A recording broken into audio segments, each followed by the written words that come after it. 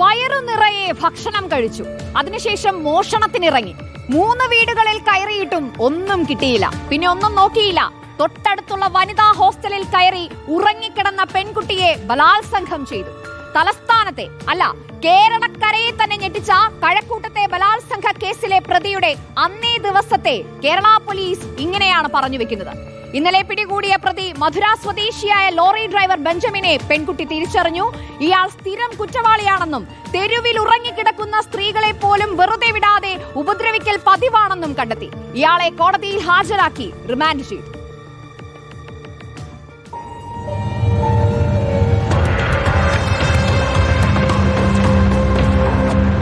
സ്ത്രീകളെ ഉപദ്രവിക്കലും മോഷണവുമടക്കം നിരവധി ക്രിമിനൽ കേസുകളിൽ പ്രതിയായ സ്ഥിരം കുറ്റവാളിയാണ് ബെഞ്ചമിൻ.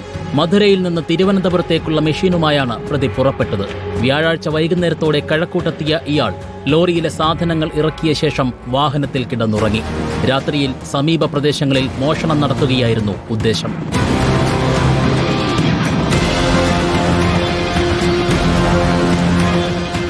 ഹോട്ടലിൽ നിന്ന് ഭക്ഷണം കഴിച്ച ശേഷം മോഷ്ടിക്കാനിറങ്ങി.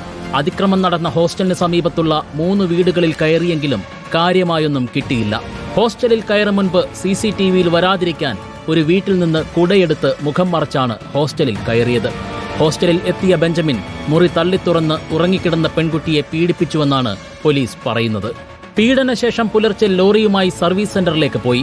അവിടെ വെച്ച് ജീവനക്കാരുമായി തർക്കത്തിലേർപ്പെട്ടു.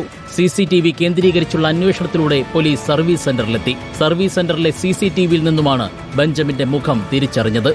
കൊല്ലം തേനി വഴി മധുരയിലേക്ക് ലോറി പോയതായി മനസ്സിലാക്കിയ പോലീസ് സംഘം മധുരയിലെത്തി.